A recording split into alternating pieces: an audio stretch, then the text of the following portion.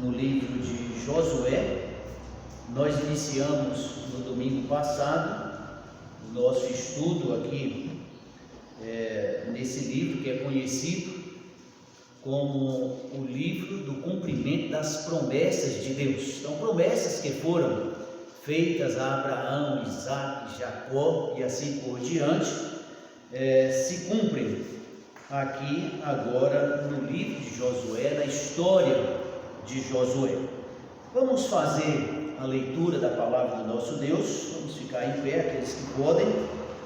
Josué capítulo 1, do 10 até o 18. Josué capítulo 1, os versículos 10 até o 18. Se alguém tiver impossibilitado por causa da saúde, não precisa, é só um ato de reverência, a palavra do nosso Deus, um costume que vem aí desde o Pentateuco.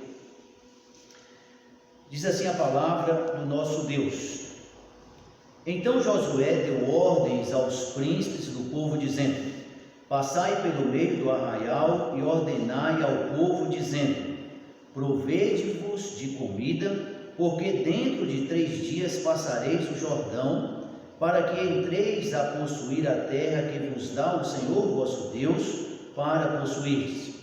E falou Josué aos Rubenitas e aos Gaditas e à meia tribo de Manassés, dizendo: Lembrai-vos da palavra que vos mandou Moisés, o servo do Senhor, dizendo: O Senhor vosso Deus vos dá descanso e vos dá esta terra.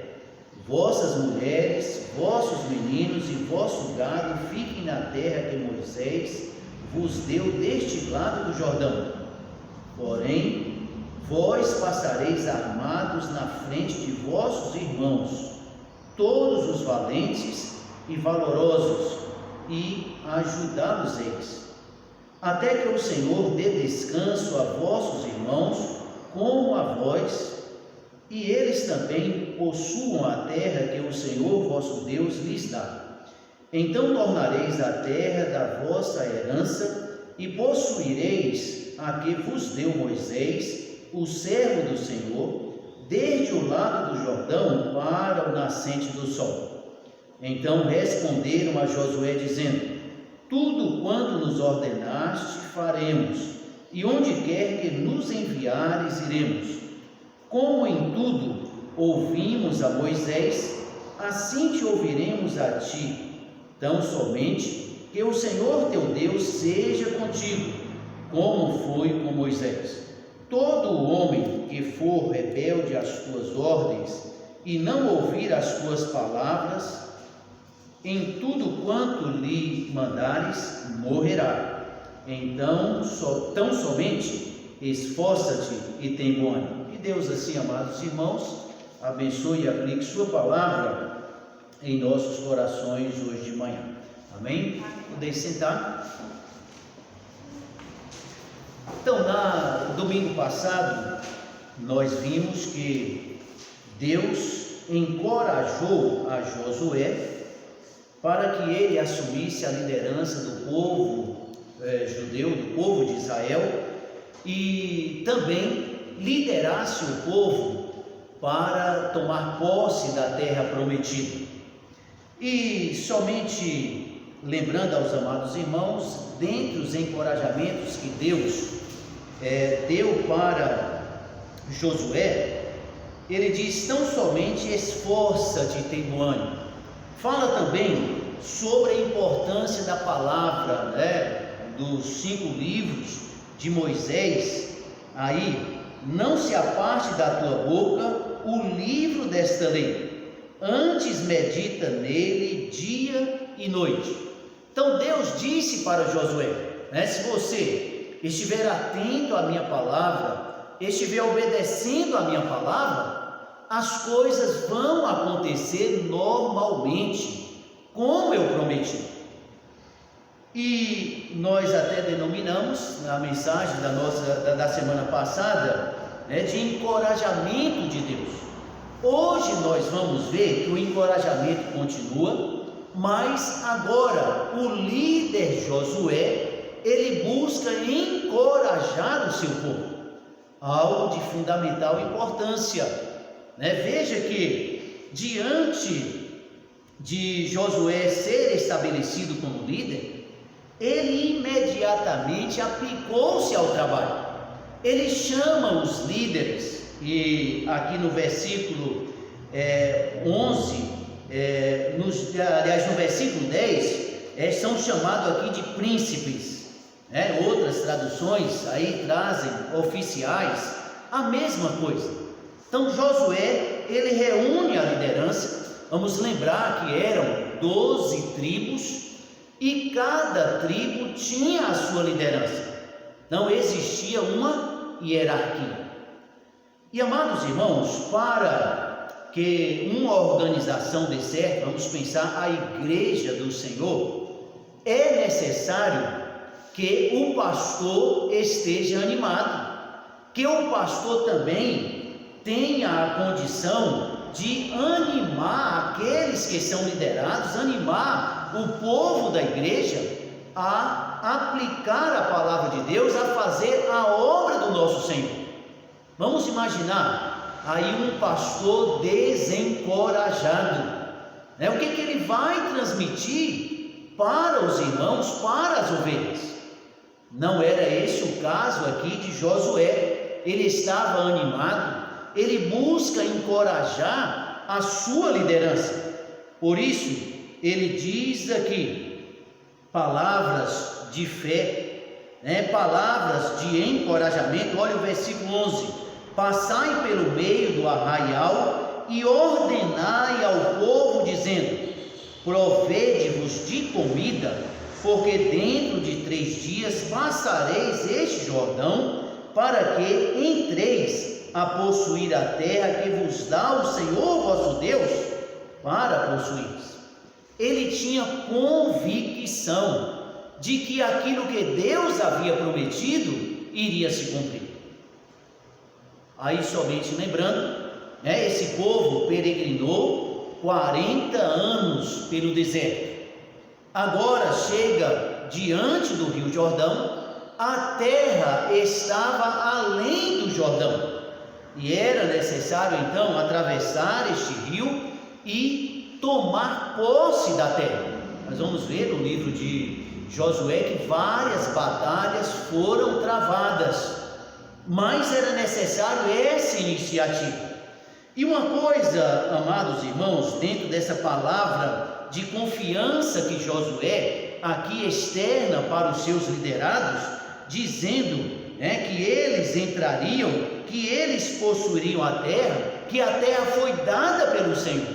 Não há dúvida alguma aqui acerca do sentimento de Josué. Ele expressa convicção, e isso é importante, amados irmãos, em nossas vidas, termos convicção.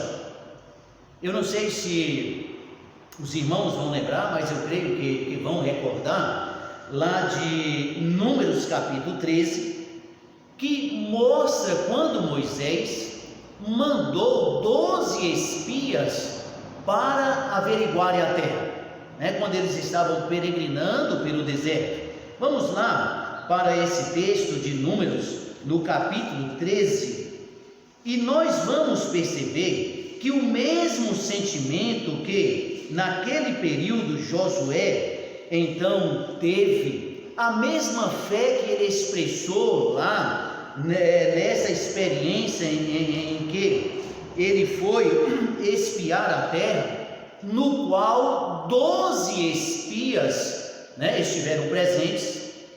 2 somente, né, voltaram com fé, 10 expressaram um sentimento totalmente negativo, se esquecendo do que Deus havia prometido. Irmãos, uma coisa é de fundamental importância: nós crermos no que Deus prometeu. Então a promessa foi feita lá atrás, e Moisés então, aqui em Números capítulo 13, veja o que diz o versículo 1: e falou o Senhor a Moisés, dizendo: envia homens que espiem a terra de Canaã, que eu hei de dar aos filhos de Israel: de cada tribo de seus pais enviareis um homem, sendo cada um príncipe entre eles. Deus faz a sua parte, o povo de Deus faz a sua parte. Veja que Deus diz aqui para Moisés: a terra que eu hei de dar aos filhos de Israel, reiterando a promessa. Mas Deus disse: olha, é para espiar, saber a condição, ter então consciência, de que quando vocês chegarem para a batalha, terem noção do que vai acontecer. E, amados irmãos, 10 desses espias voltaram com um sentimento totalmente negativo. Vejam aqui, no versículo 18, Moisés ainda falando: e vede a terra, e vede que a terra é, e o povo que nela habita, se é forte ou fraco, se pouco ou muitos. Agora, olha o versículo 23. Depois foram até o vale de Escol, e dali cortaram um ramo de vide com um cacho de uvas, o qual trouxeram 2 homens sobre uma vara, como também das romãs e dos filhos. Então eles atestaram que a terra era muito boa, que a terra era produtiva. Agora vejam, amados irmãos, o sentimento que esses 10 espias tiveram. Versículo 27 em diante: e contaram-lhe, dizendo aqui os relatórios, e disseram: fomos à terra que nos enviaste, e verdadeiramente mana leite e mel, e este é o seu fruto. 28. O povo, porém, que habita nessa terra é poderoso, e as cidades fortificadas e muito grandes. Também ali vimos os filhos de Anak, gigantes. Aí, 29. E os amalequitas habitam na terra do sul, os heteus e os jebuseus e os amorreus habitam na montanha, e os cananeus habitam junto ao mar e pela margem do Jordão. Aí, verso 30. Então Caleb fez calar o povo perante Moisés e disse: certamente subiremos e possuiremos a herança, porque seguramente prevaleceremos contra eles. Irmãos, os 10 espias, eles não tiveram fé alguma. Veja o que é liderança. A liderança pode influenciar para o bem, como pode também influenciar para o mal. Aqui esses 10 líderes influenciaram o povo a não crer na promessa. E o capítulo 14 nos esclarece isso, quando aqui eles pensam até em voltar para o Egito. E recordam do Egito, das comidas que eles tinham lá, e agora estavam no deserto, estavam a sofrer. Veja o que é liderança. A liderança pode ajudar, como ela pode também, muitas vezes, atrapalhar. E diz aqui, então, o capítulo 14: então toda a congregação levantou a sua voz, e o povo chorou naquela noite. O povo falou: olha, as nações que estão lá na terra são poderosas, nós não vamos poder vencer esse povo, ou essas nações, não venceremos essas nações. Mas, amados irmãos, eles influenciaram mal. Diz o verso 2 do 14: e todos os filhos de Israel murmuraram contra Moisés e contra Arão, e toda a congregação lhes disse: quem dera tivéssemos morrido na terra do Egito, ou mesmo no deserto. E questionaram até a Deus. Verso 3: por que o Senhor nos traz a essa terra para cairmos à espada, e para que as nossas mulheres e nossas crianças sejam presas? não seria melhor voltarmos ao Egito? Vejam, meus amados irmãos, o que é a falta de fé, o que é o sentimento negativista em relação ao que Deus havia prometido. Mas Josué e Calebe, eles têm uma atitude totalmente diferente. Olha o verso 6: e Josué filho de Num e Calebe filho de Jefoné, dos quais espiaram a terra, rasgaram as suas vestes e falaram a toda a congregação. Agora o verso 9: tão somente não sejais rebeldes contra o Senhor, e não temais o povo desta terra, porquanto são eles nosso pão. Retirou-se deles o seu amparo, e o Senhor conosco, o Senhor é conosco, não o temais. Então, a mesma fé lá do período em que eles espiaram a terra, Josué está agora diante do Rio Jordão para adentrar a essa terra. Meus amados irmãos, a estabilidade espiritual, ela é de fundamental importância em nossas vidas. Há crentes que oscilam demais, às vezes está lá embaixo, não tem desejo pelas coisas espirituais, uma dificuldade enorme para as coisas espirituais, coisas mínimas da vida cristã, como ler a palavra de Deus, vir à igreja, quando são privilégios que nós temos. Então veja o que a fé autêntica nos leva: a convicção, a obedecer a Deus. Então essa era a fé que Josué mantinha, essa era a fé que ele estava a encorajar os liderados. Agora, uma coisa aqui nos chama a atenção, eu não sei se o irmão, quando já leu esse texto, reparou aqui este aspecto. Olha o versículo 11: eles passai pelo meio do arraial e ordenai ao povo, dizendo: provede-vos de comida.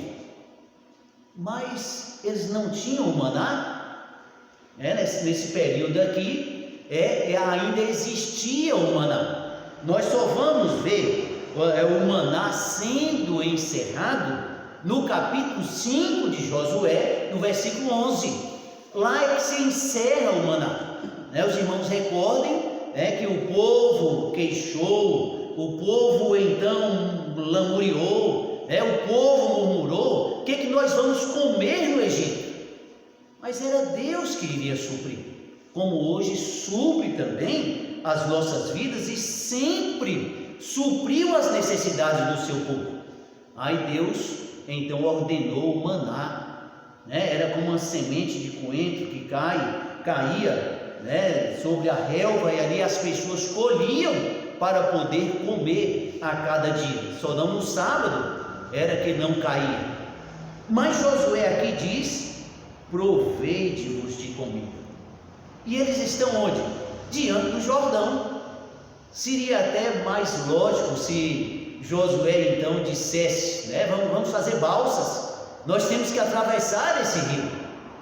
Eu sei que o Rio Jordão, quem já estudou a geografia de Israel sabe, o Rio Jordão não é largo, no seu natural, aí quase 19 metros de largura, mas diz que na época da cheia, então, as cabeceiras, as águas invadem as laterais. Então seria mais lógico aqui se ele estivesse preocupado em arrumar até uma balsa para atravessar.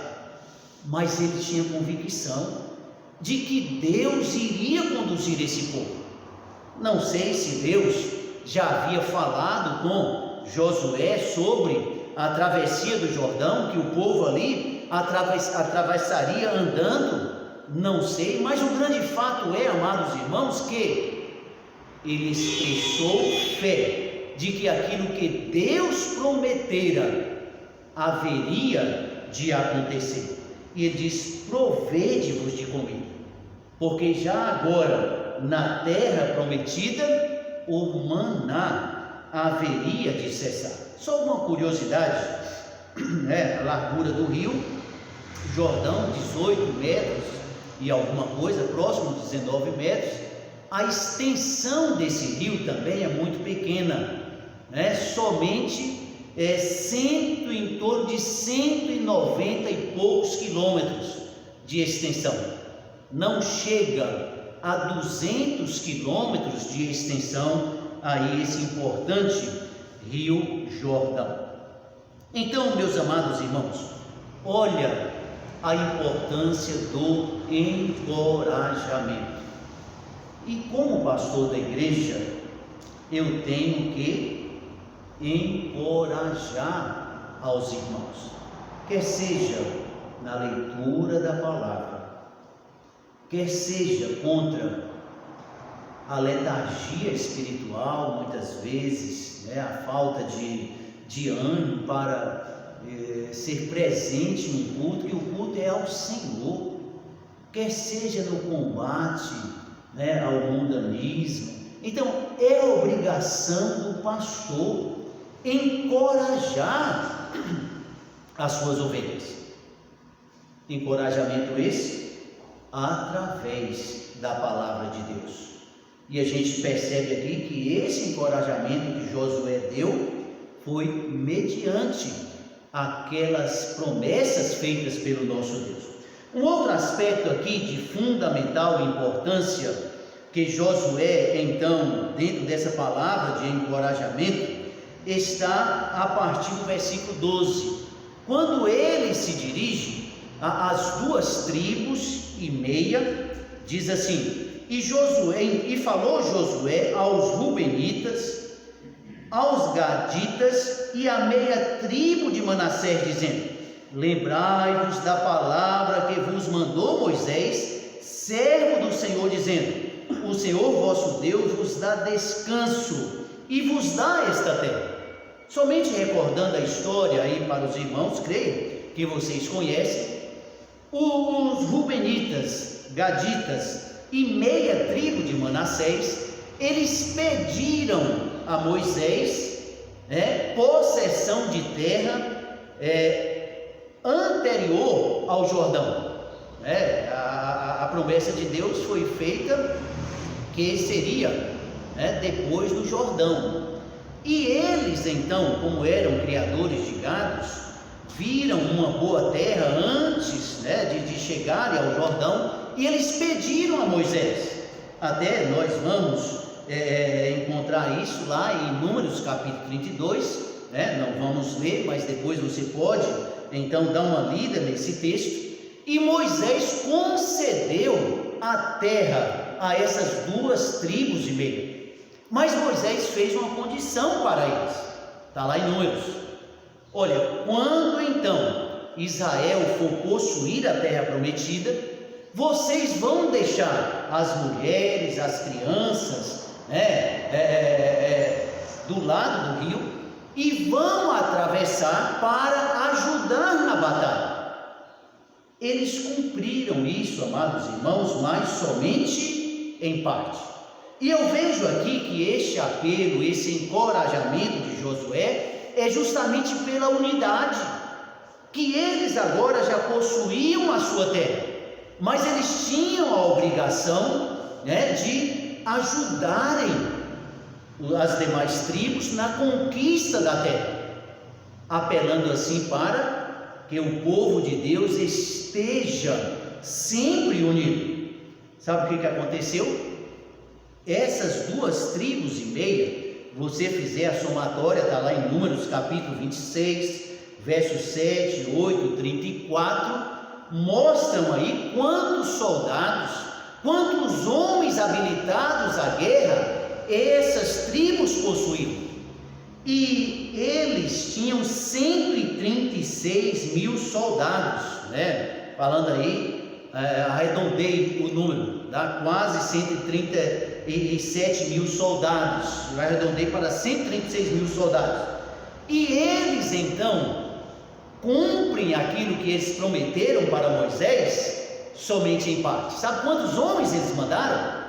40 mil soldados somente. Então, amados irmãos, Josué aqui apela à unidade das tribos, das 12 tribos de Israel. Essas 2 tribos e meia ficaram aquém do Jordão, e eles tinham que atravessar com 130 e tantos mil soldados, mas não fizeram assim. Aqui a gente tira a lição da importância da unidade. O que mais Paulo trabalhou em relação à igreja de Éfeso? Ele falou muito sobre unidade. Na própria oração sacerdotal do nosso Senhor e Salvador Jesus Cristo, também ele falou acerca da unidade. Quer dizer, por unidade, que nós sejamos unidos, que nós tenhamos um propósito de vida, que o nosso propósito aqui na igreja seja sempre o quê? Exaltar a pessoa do nosso Senhor, obedecer a pessoa do nosso Senhor através da sua palavra. Então, esses 2 textos, primeiro Efésios, quando Paulo apela à igreja de Éfeso sobre a importância da unidade, está no capítulo 4, versículo 1 ao 4, nos diz o seguinte: rogo-vos, pois, eu, o preso do Senhor, que andeis como é digno da vocação que fostes chamados. Agora ele diz: com toda a humildade e mansidão, e com longanimidade, suportando-vos uns aos outros em amor, procurando guardar a unidade do Espírito pelo vínculo da paz. Aí ele diz: há um só corpo e um só Espírito, como também fostes chamados em uma só esperança da vossa vocação. Ele apela à nossa unidade. Vamos imaginar, amados irmãos, um povo, uma igreja, e muitas igrejas são assim, um fala daqui, outro fala dali, e não há aquele propósito de vida de Deus ser glorificado, de exaltar a pessoa do Senhor. Ora, quando nós estamos com o nosso sentimento de glorificar a Deus, não haverá lugar para certas picuinhas em nossas vidas, não haverá. Aí Paulo apela, ele diz aqui, para que procurando guardar a unidade do Espírito. Veja a oração de Jesus Cristo lá em João, no capítulo 17, creio que o irmão conhece muito bem a oração sacerdotal, a oração do Senhor. João 17, a oração intercessória, como também é chamada, no verso 20 e 21, Jesus orando, ele diz o seguinte: e não rogo somente por estes, quer dizer, os discípulos, mas também por aqueles que pela tua palavra hão de crer em mim. Aí já fala sobre nossas vidas. João 17, li o 20, agora o 21. Para que todos sejam um, como tu, ó Pai, o és, para que todos sejam um, como tu, ó Pai, o és em mim, e eu em ti, que também eles sejam um em nós, para que o mundo creia que tu me enviaste. Que grande bênção é o mundo ver a nossa unidade, mesmo propósito de vida.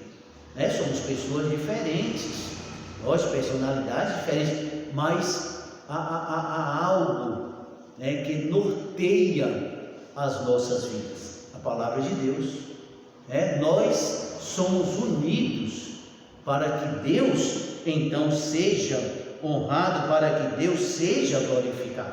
Então, dentro desse encorajamento do líder aos liderados, veja, palavras de ânimo, palavras também de exortação acerca da unidade. E não dá tempo aqui a gente explorar, mas essas 2 tribos e meia, mais tarde a gente vai ver, elas fizeram até um altar particular para ela, quando Israel tinha o centro da adoração lá, o tabernáculo. Nós vamos estudar sobre isso.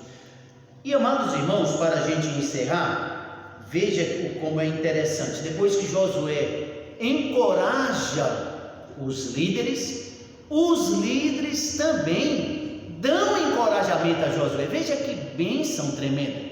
Olha como está a partir do versículo 16. Então responderam a Josué dizendo: tudo quanto nos ordenastes faremos, onde quer que nos enviares iremos. E diz mais: como fomos com Moisés, assim também te obedeceremos. Parafraseando aqui o versículo. Então, amados irmãos, que grande bênção é quando também a liderança incentiva o seu pastor, dá palavras de ânimo ao pastor. E é isso que esses líderes também fizeram com Moisés. Que tristeza, quando liderados só chegam para reclamar, nunca para abençoar, nunca para incentivar. Palavras de ânimo, e principalmente palavras da Bíblia, são edificantes.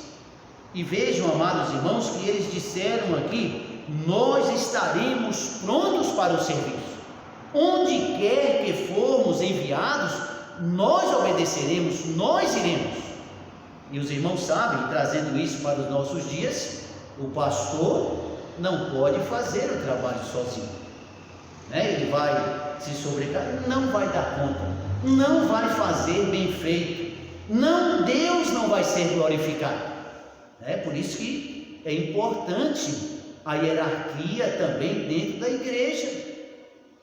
Nós temos o pastor, temos também a liderança, e é como Paulo trabalha lá no capítulo 12 de 1 Coríntios, fala aqui dos membros, unidos, ajudando-se mutuamente para a edificação do corpo de Cristo.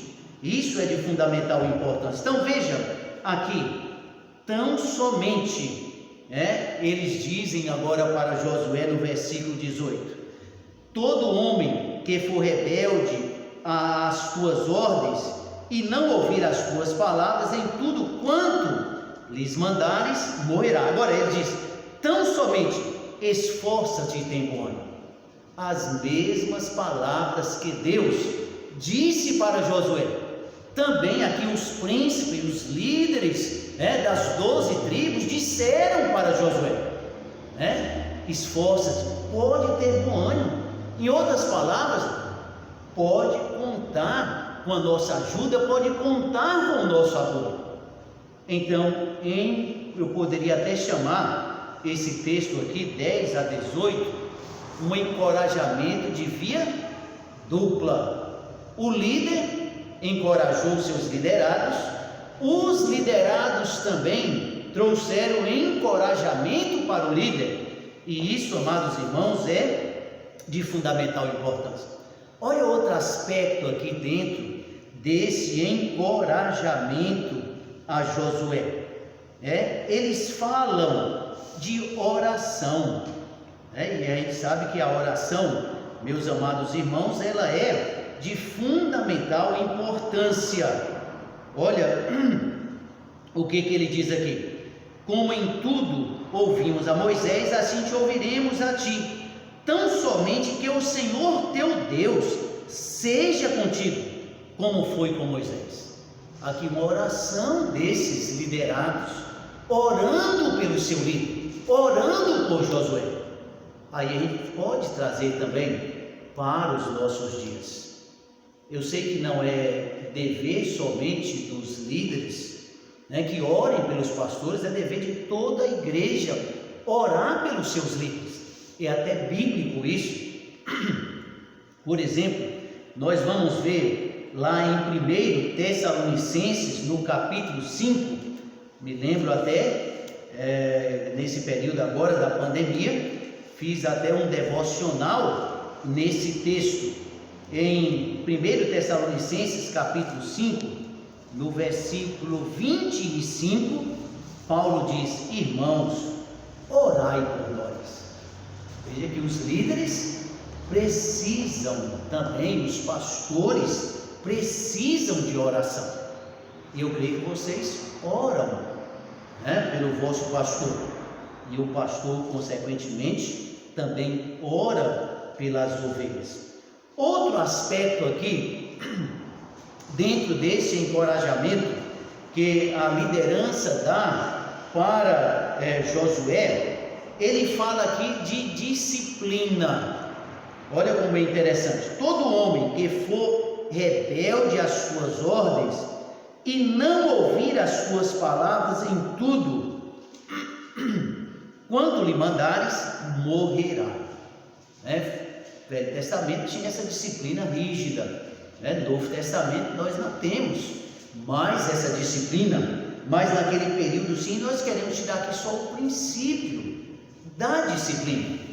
Não quero aqui sobre a maneira que a pessoa será disciplinada. Novo Testamento completamente diferente, mas a liderança aqui apoiando o seu líder e prometendo disciplina aos que forem rebeldes. Irmãos, uma coisa nós devemos ter bem consciência: uma igreja, ela cresce ou fracassa com a sua liderança. Uma liderança que está pronta a apoiar, não erro, na questão do pastor, aí errou, a liderança não tem que apoiar erro, não estou me referindo a isso, o pastor, ele é falível, ele pode errar, como os pastores, nós erramos. Então não estou falando aqui de apoiar um erro, mas aquilo que é para a glória de Deus, aquilo que não pode ser contestado biblicamente, a liderança deve sempre apoiar o seu pastor. O que vai acontecer? Deus será glorificado, a igreja crescerá. Ao contrário, quando pastores e líderes vivem como se fosse um puxa-estica, o pastor quer uma coisa, a liderança quer o contrário, e assim, e isso acontece, amados irmãos.